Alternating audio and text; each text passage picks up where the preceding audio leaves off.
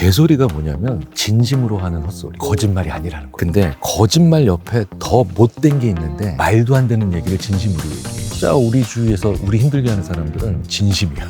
제가 그 얘기 많이 드리잖아요. 그 사람이 겪고 있는 우울, 고통, 외로움 등이 그 사람의 약점 때문이 아니라 그 사람의 강점이나 역량 때문이다. 이런 책을 읽으면서 계속 우리가 그래, 포기하지 말고 나도 내 삶이 닿는 순간까지 포기하지 말자. 그래서 성공한 사람들이 좋아합니다.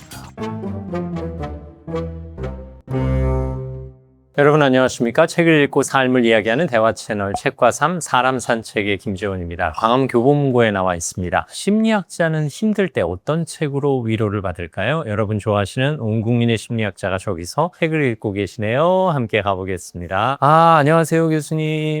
안녕하세요. 네, 온 국민의 심리학자 김경일 교수와 함께합니다. 김민식 교수님. 네. 이 책 잘 된다고 하던데. 얼마 전에 강연에서 앞뒤 강연자로 섰었는데 만나셨구나. 너무 유쾌하고 즐겁게 강연하셔가지고 저는 제가 강연자인 것도 까먹고 이분 강의를 그냥 들어서 주최 측에서 정신 차리라고 그래서 궁금해가지고 지금 계속 읽어보고 있었어요. 사실 이렇게 서점에 오면 손에 잡히는 책을 먼저 보시는 편이세요? 아니면 작정하고 찾으러 온 책이 있는 편이세요? 5대5예요. 어떤 날은 정말 작정하고 그 책들만 계속 보고 가고요. 어떤 날은 진짜로 왜 서정록, 살림욕처럼. 그렇죠. 이게 심리적으로 위로 효과가 있어요? 책에 둘러싸이는 것만으로?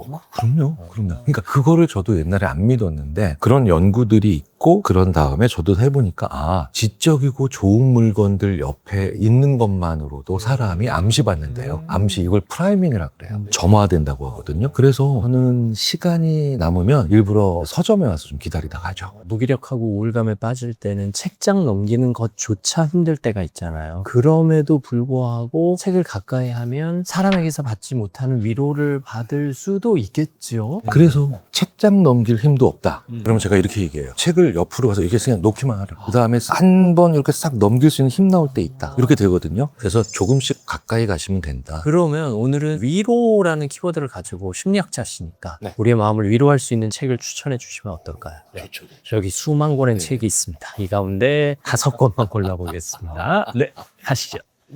심리학자가 고른 우리를 위로하는 첫 번째 책은 여기 있다. 네네네. 우울한 마음도 습관입니다. 박상래 교수님 책. 저는 이 책을 참 좋아하는 게 우리 자존감 떨어지고 우울감 있을 때 위로되는 책 말씀하셨잖아요. 제가 양대 산맥으로 치는 책이 우리 한국인이 쓴 책 중에 유영균 원장님의 자존감 수업. 근데 많이 알려져 있기 때문에 제가 오늘은 박상미 교수님의 우울한 마음도 습관입니다로 제가 드려요. 근데 두 책 모두 너무 좋아요. 우울한 마음이 습관이 될 수도 있다는 뜻인 거예요? 그러니까 우울한 마음이 그런 습관을 만들어내는 것도 있지만 이분이 하고 싶은 얘기가 뭐냐, 그러니까 우울한 마음은 못난 마음입니다의 반대말로 우리가 뭐 코 비는 습관, 그 다음에 뭐 어디 긁는 습관, 아니면 뭐 계속해서 침 뱉는 습관, 그게 그 사람의 본성이 나빠서 약해서가 아니고 그냥 그런 습관이 고착된 거잖아요. 그래서 그 사람의 진짜 숨은 능력과 그 다음에 그 사람이 가지고 있는 아주 중요한 긍정적인 점이 오히려 우울한 마음을 만들 수도 있다. 근데 제가 그 얘기 많이 드리잖아요. 현대 심리학의 굉장히 중요한 인식의 전환이 뭐냐, 그 사람이 겪고 있는 우울, 고통, 외로움 등이 그 사람의 약점 때문이 아니라 그 사람의 강점이나 역량 때문이다. 사실 그 점에 입각해서 쓴 책이라서 제가 이 책을 되게 좋아합니다. 그러면 이 관점에서 보면 우리의 기분도 관리할 수 있다라고. 그쵸. 관리, 다스림, 그리고 심지어 뭐라 그럴까요? 행정자치처럼 잘 운영해 나갈 수 있다. 그런데 내 우울한 마음을 내가 뭘 잘못해서라고 생각하지 말고 행정관리를 잘못해서, 운영을 잘못해서, 그러니까 운영만 제대로 하면 오히려 그게 반대로 당신의 좋은 장점으로 갈 거야. 굉장히 용기가 많이 되는 책. 그러면 감정이 타인의 책임 혹은 환경의 책임이라기보다는 내 책임일 수도 있다는 얘기도 되네요. 그쵸. 내 책임, 똑같은 말인데 또 한번 바꿔볼게요. 내 권한. 권한이라고 하니까 뜻이 달라지네요. 그러니까 그 살짝의 온도 차이가 이 책에서는 참 친절하게 매번 그 말을 제대로 써주세요. 그래서 제가 이 책을 좋아해요. 교수님하고 쪼그리고 앉아서 책 얘기하니까 참 기분이 좋네요. 이 쪼그리고 있어서 다리가 아파요. 그러니까 우리 무릎 괜찮아요? 살짝 일어나야 돼. 네. 이거. 네. 박상미 교수님이 표지 사진을 아주 작정하게 찍으셨네요. 이 책의 유일한 단점. 박상미 교수님이 이런 거 좋아하는 박상미 교수님 잘 아는데. 그러니까 이런 걸 좋아할 스타일 아니죠. 이건 출판사의 횡포다. 사실 박상미 교수님이 쓰시는 책마다 한 문장이 내 마음을 어루만지는 것 같은 따뜻함이 배어 있으시잖아요. 박상미 교수님이 교도소에서 재소자인 분들과도 그렇게 많이 하셨어요. 거기서 제일 많이 깨달은 것 중에 하나가 무엇인가요? 제가 여쭤봤더니 바로 그 얘기를 하시죠. 그 사람이 저지른 범죄가 그 사람이 가장 가지고 있는 달란트에서 나오더라. 그거를 직접 보신 분이라서 절절해요. 강연도 절절하고 내용도 이렇게 일단 절절해요. 화려하지 않고 파고들지 않아도 이게 잘 적셔주는 그런 내용들이 있거든요. 그래서 저는 내용도 내용이지만 그 문투만 봐도 저는 좀 마음이 편안해져요. 이게 실제로 말이 주는 해도 분위기에서 나오는 위로감이 있어요. 내용뿐만 아니라 그런 비언어적인 독특한 음성 언어의 음색 자체가 위로를 해주는 경우도 있는 거죠. 목소리는 타고나니까 성격에 가까운데 그 사람의 어투는 성품에 가깝다고 쳤을 때 야, 이거 박상미 교수님 제가 너무 인물평을 하는 것 같아서 죄송한데 약간 옆에서 어떨 때는 삶을 오래 살아낸 할머니가 위로하는 것 같고 어떨 때는 제 얘기를 듣고 막 사춘기가 아직 안 온 소녀가 웃는 것처럼 웃어줘요. 그래서 그런 책들이 있죠. 그 사람을 알고 그 사람의 목소리와 대화의 방식까지도 알고 난 다음에 보면 그 사람이 옆에서 얘기하는 것 같은 책들이 있어요. 저는 그런 면에서 이 책은 굉장히 좋아하죠. 양대축이에요. 자존감 수업과 그 다음에 우울한 마음도 습관입니다는 사실 우리나라에서 그런 분야에서 볼 때는 독보적인 것 같아요. 이 두 책은. 네. 심리학자가 추천하는 우리의 마음을 위로하는 책 박상미 교수의 우울한 마음도 습관입니다. 첫 번째 책으로 추천해드렸습니다. 다음 책도 잘 꼽아놓고 일단. 네네. 확실히 옛날보다 심리학 부분이 좀 늘어났어요. 그래요. 아, 네. 섹션이. 네, 옛날에는 심리학이 그렇게 많지 않았어요. 그렇죠. 여긴 철학 중에 약간 세상사와 관련된 철학이 좀 많은 것 같은데요. 제가 여기서 찾았는데 이 책은 잘 찾아야 돼요. 왜냐면 작아요. 작은 책이 두 권 여기 있네요. 여기 있다. 네, 작죠. 김경희 교수가 추천하는 두 번째 책 개소리에 대하여입니다. 책이 기념품. 예. 그 약간 무슨 어떤 책에 무슨 뭐 굿즈 같은 느낌도 들고 그러니까. 펼쳐보시면 이 얼마나 얇아요. 엄청 얇죠. 네. 그래서 내용 진짜 얼마 안 되는 것 같죠. 네네네. 그런데 이 책은 대학원생들한테 책 한 권씩 주고 발표해라 라고 하면 선배들이 다 이 책을 집어요. 아, 그래요? 너무 작고 얇으니까 지옥을 경험하게 됩니다. 그야말로 영어 제목이 On Bullshit이에요. 네. 실제로 첫 문장이 우리 문화에서 가장 눈에 띄는 특징 가운데 하나는 개소리가 너무도 만연하다는 사실이다. 이 우리 문화가 인류 문화인 거죠. 개소리가 뭐냐면 진심으로 하는 헛소리, 거짓말이 아니라는 거예요. 사람이 우리는 진실을 얘기하느냐 거짓을 얘기하느냐 우리는 이것만 보잖아요. 네네. 근데 거짓말 옆에 더 못된 게 있는데 그게 거짓말은 자기가 거짓말하고 있다는 거 알잖아요. 근데 그게 아니야. 진심으로 얘기해. 말도 안 되는 얘기를 진심으로 얘기해. 예를 들자면 이런 겁니다. 지구는 편평해. 진심으로 얘기하면 그게 불쉿. 개소리라는 거예요. 거짓말하는 정치인보다 더 나쁜 인간들이 진심으로 이상한 얘기하는 정치인들. 어쨌든 그 얘기는 진심이에요. 네. 그게 분명히 거짓. 그러니까 팩트 체크해도 소용이 없어요. 진심으로 다가오기 때문에. 근데 우리 주위에 진짜 말 안 통하는 분들은 사실 거짓말쟁이들은 물리치면 되고 팩트 체크로 무너뜨리면 되는데 진짜 우리 주위에서 우리 힘들게 하는 사람들은 진심이야. 진실이 아닌데 진심이야. 해리 프랭크퍼트라고 하는 이 철학자가 그 현상에 주목한 겁니다. 그래서 진짜 우리를 앞으로 힘들게 하는 건 라이어, 거짓말쟁이가 아니라 진심으로 헛소리하는 인간들. 이게 직장 생활 하다 보면 우리 상사 나에게 하는 그 공격적인 언어들이 진심처럼 느껴질 때 정말 황당하잖아요. 그리고 나중에 그 상사는 계속 그 얘기를 하다 보면 진짜 진심됩니다. 그러니까요. 진심됩니다. 그런 환경에 있으신 분들이 읽으면 좀 위로가 되겠네요. 그리고 그런 사람들이 왜 만들어질까? 그런 사람들은 왜 그런 과정으로 갈 수밖에 없을까를 너무나 명쾌하게 썼는데 단점이 하나 있어요, 이 책에. 철학하시는 분들의 고질적인 습관 중에 하나인 말이 너무 어려워요. 말을 너무 어렵게 써놔서 한 문장 한 문장 읽는 게 너무 힘들죠. 그런데 한 번쯤은 부산에서 서울 오시든 서울에서 부산 가시든 아니면 뭐 목포를 가시든 한 번쯤 딱 들고 짰거든요. 그래도 짧아서 몰입해서 읽으면 우와! 모든 문장들을 다 이해하실 필요 없이 우와! 라고 하는 통찰을 얻으실 수 있어요. 너무 좋은 책이에요. 첫 쪽은 따라갈 만한데 사람들은 대부분 자신들이 개소리를 알아차리고 거기에 현혹되지 않을 정도의 지각은 갖추고 있다고 꽤 자만하고 있다. 이게 이제 우리를 현혹하는 맞죠. 근데 불과 이제 20페이지 정도만 뒤로 가면 따라서 세심하게 만든 개소리라는 개념에는 어느 정도의 내적 긴장이 있다. 세부에 대한 사려 깊은 주의는 교율과 객관성을 요구한다. 그러니까 이게 사실은 한 챕터, 한 단락 정도에 되는 문장이거든요. 이걸 함축해버리니까 철학자들의 그 사고력으로 그래서 어렵긴 하지만 한 문장 한 문장씩 보시잖아요. 야, 자기 성찰에 또 이만한 책이 없죠. 이게 사실 모든 문장을 이해한다기보다 내가 적용할 수 있는 보석 같은 문장 한 문장만 찾아내도 이 책을 읽은 가치는 있는 거잖아요. 그 강원국 작가님이 그러셨잖아요. 네네. 야, 책 한 권 읽고 정말 좋은 문장 두세 개만 찾아내도 너 그날 횡재한 거 맞아요. 그리고 그 문장을 기억할 수만 있다면 그건 뭐 내 인생 책이 되는 거죠. 그러면 이제 이어령 박사님 되시고. 그렇죠. 자, 해리 프랭크퍼트의 On Bullshit. 개소리에 대하여 우리 심리학자께서 추천해 주신 책입니다. 저한테는 인생책 중에 하나입니다. 네. 이 책 들고 다니시다가 뭔 개소리 같은 책을 읽고 있어? 라고 핀잔을 들으신다면 김경일 교수가 추천한 책이야 라고 말씀하시면 됩니다. 자, 다음 책은 또 어디에 있을까요? 아, 요 옆에 작은 되게 책들이 있구나. 감각적이다. 네, 그러니까요. 이건 책이 예뻐 그냥 책이. 이 책이 예뻐서 사고 책이 싶네요. 예뻐. 네. 자존감 수업이 여전히 많이 풀리나 봐요. 오, 뭐 그러게요. 이 책은 왜 이제 소위 말하는 스테디셀러의 반열에 올라가기도 제대로 올라갔죠. 아들러의 미움받은 미움받은 용기도 여전히 있고. 행복의 기원. 아, 이것도 또. 보세요. 아, 네. 성국 교수가. 김경일. 아, 그러네. 다김경일. 어떻게 하면 행복하게 살 수 있을까? 추천사. 추천사의 네. 황제라고. 오, 여기 우월한 열등감이. 오, 여기도 김경일. 오, 오, 여기도 김경일. 이걸 어떻게 하면 좋아요? 아, 심지어 다 누워 계시네요. 근데 사진의 느낌이 다 달라요. 네, 네. 일단 어쨌든 저와는 다 다르게 생겼다는 거. 묘하다, 묘하다. 팩트 플리스.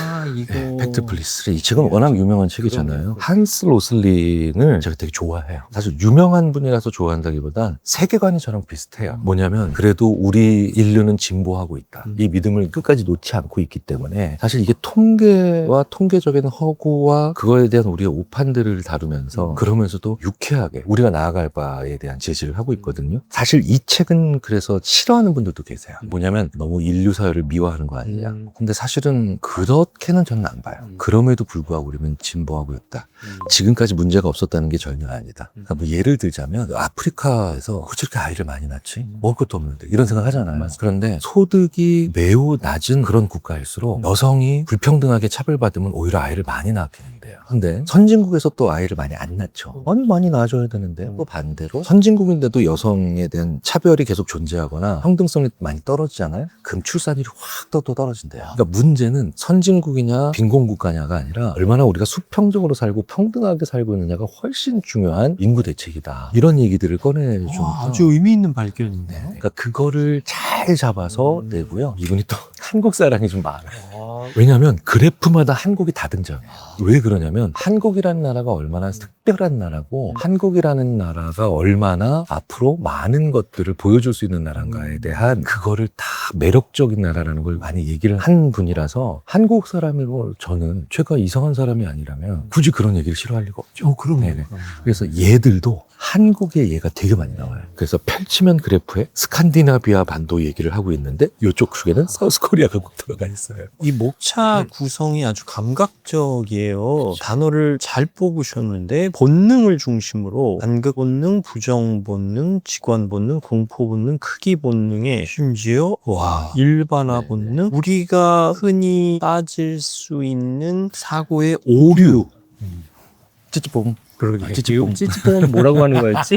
잊어버렸네. 뭐였지? 해제가 뭔지 네, 모르겠어요. 네. 근데 이것도 여기 이제 그래서 실제로도 인스팅트라고 돼 있잖아요. 네, 네. 본능. 심리학자들은 이걸 편향, 오류 이렇게 부르죠. 근데 뭘 굳이 편향이랑 오류라 그래. 우리 본능이 그런데. 그러니까 약간 인간과와 세계관이 우리 못됐어, 잘못됐어. 인간은 태어날 때부터 아주 나쁜 존재야. 이게 아니라 성선설과 성악설에서는 약간 성선설에 기반한 그런데 그 본능적인 측면 중에 세상과 만나서 약간 오류가 만들어지기 쉬운 본능들이 있어. 요런 톤이에요. 그래서 팩트풀리스는 성공한 사람들이 좋아하는 책입니다. 그러면 이 제목의 뜻을 어떻게 들여다봐야 돼요? 그러니까 이게 사실에 충실함이에요. 그러니까 마인드풀리스라는 말도 만들어낸 거죠. 그쵸. 마음 챙김. 맞아요. 근데 이제 팩트풀리스도 마인드풀리스처럼 사실 챙김이라는 거니까 우리말로 사실에 충실하면 제발 너의 잘못된 시각이나 아니면 기존의 선입관이나 아니면 세상의 이분법적 사고를 가지지 말고 있는 그대로 그대로 데이터를 잘 지켜봐봐. 우리가 언젠가부터 팩트 체크란 말을 하지만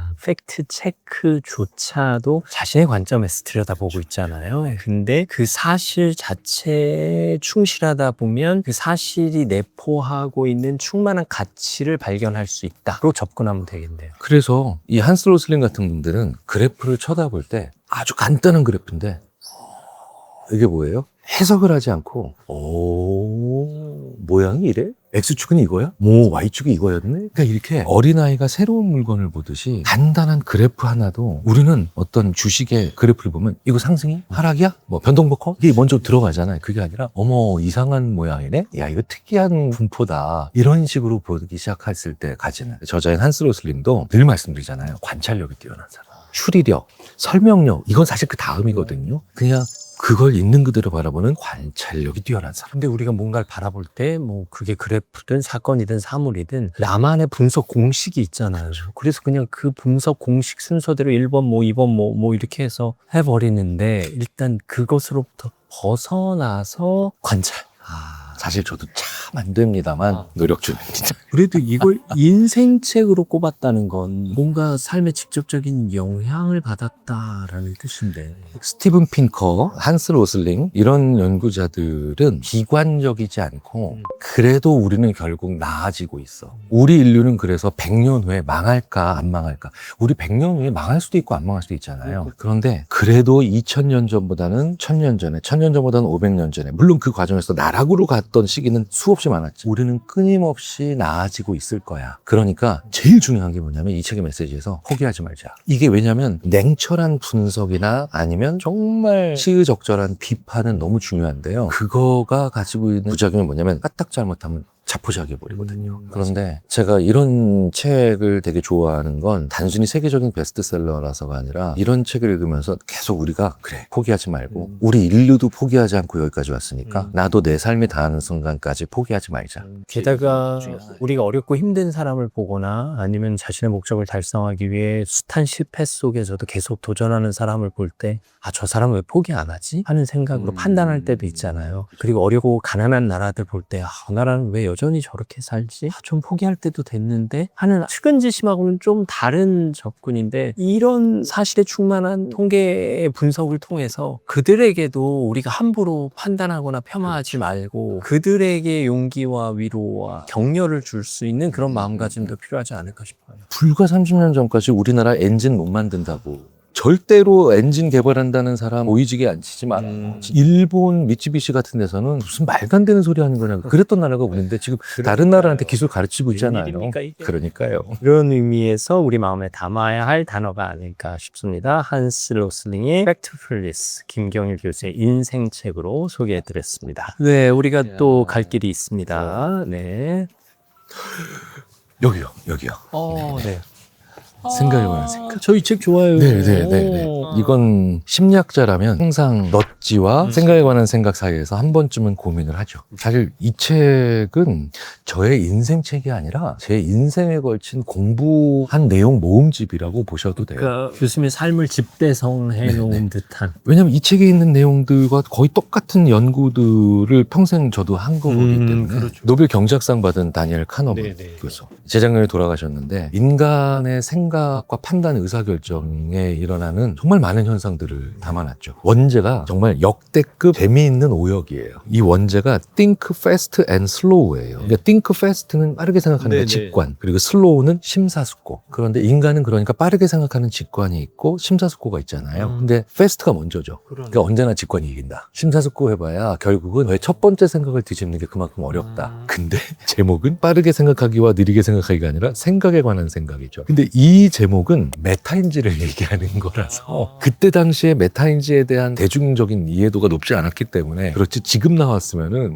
오역이지만 의역을 너무 잘하신. 저는 이 제목이 낚시질을 했거든요. 그렇죠. 이 제목 때문에 책을 집어들었거든요. 너무 잘 지은. 그래서 네네. 저는 유쾌한 오역이라 그래요. 그러니까 사실 출판사에서 외국 서적을 우리말로 할 때 그대로 제목을 바꾸면 되게 이상한 경우도 많거든요. 맞아요. 그래서 더 풀이하자면 직관은 심사숙고를 이긴다. 그 과정을 통해 일어나는 인간의 오류들 뭐 이렇게 생각하시면 되는데 이 데니얼 카너먼이 사실 심리학자가 노벨 경제학상을 받는다고? 라는 반응을 일으켰던 수상이었잖아요. 네, 그렇죠. 근데 몇 차례 있기는 있었지만 그래도 직관적으로는 좀 아니죠. 그런데 이제 결국은 돈과 관련된 그다음에 판단과 의사결정과 관련된 이런 내용들을 워낙에 많이 넘겨놔서 무수히 많은 자기 실험들을 물론 다른 연구자들의 실험도 있지만 네. 소개했죠. 네. 이 책이 저는 생각을 자극한다고 생각했거든요. 쉽게 말하면 제가 인지하지 못하고 있던 저 밑에 있는 저변에 깔린 생각들을 좀 끄집어내는 역할을 해줬어요. 근데 정확하게 이 책이 의도하던 바를 지금 말씀하신 거예요. 그래요? 네네. 그러니까 우리는 무심코 하는 집어드는 물건 그리고 우리가 별다른 생각 없이 지불하는 돈 쇼핑할 때 보이는 무의식적인 행동들이 사실은 우리가 가지고 있는 굉장히 그럴듯해 보이지만 별다른 근거가 없는 별다른 근거는 없는데 또 의외로 약간의 기준은 있는 그런 행동들이 끊임없이 뭘 만들어내거든요. 그것들이 무언가를 실체를 하나씩 다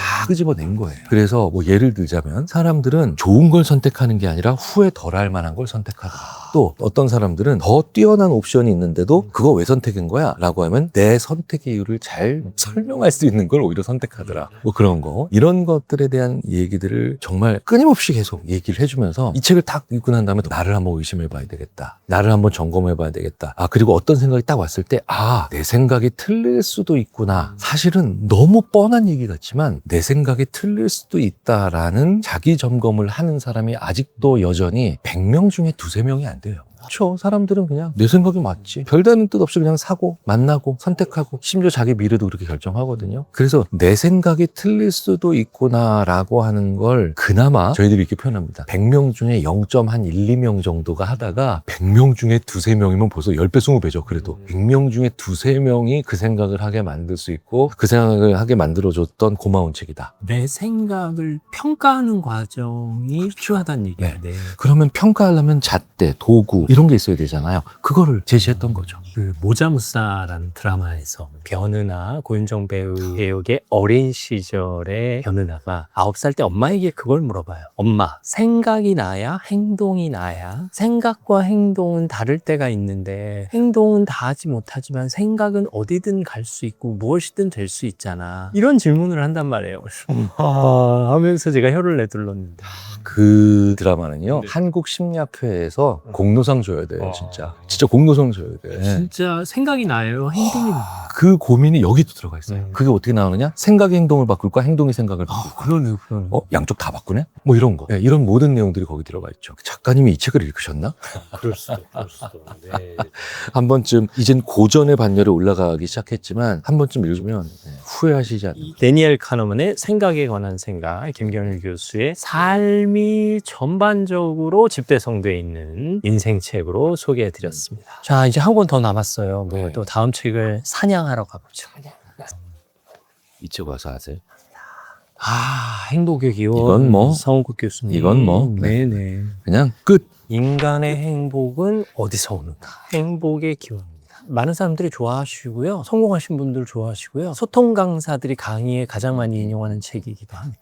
부자들이신 분이나 성공하신 분들의 책상에서 의외로 굉장히 자주 발견되는 책이고요. 자, 보세요. 추천인이 참 중요해요. 그렇구나. 제가 추천사를 이렇게 썼어요. 어떻게 하면 행복하게 살 수 있을까? 이 어려운 질문에 10년 전부터 항상 행복의 기원부터 읽으라고 대답했다. 이 책은 사실 워낙에 많은 분들이 설명하고 있지만 제가 이 책을 굉장히 좋아하는 이유는 패러다임 시프트를 한번 할 수 있도록 도와주셨다. 너무 좀 표현이 그런가? 우리 인식을 한번 전환시켜 준 거죠. 행복은 목표가 아니라 도구다.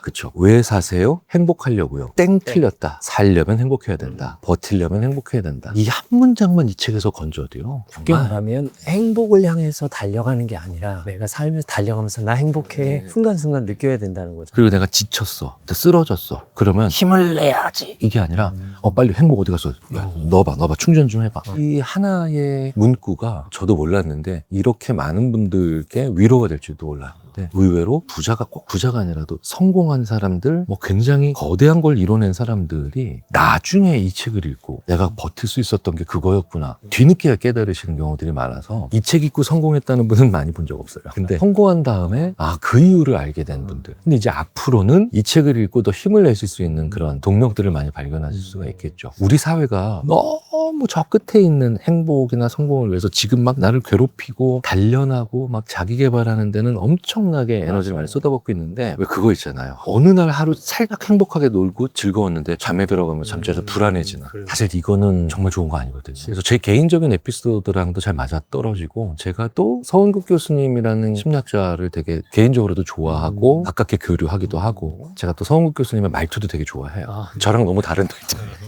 그렇죠. 결이 완전히 다르시죠. 네, 네.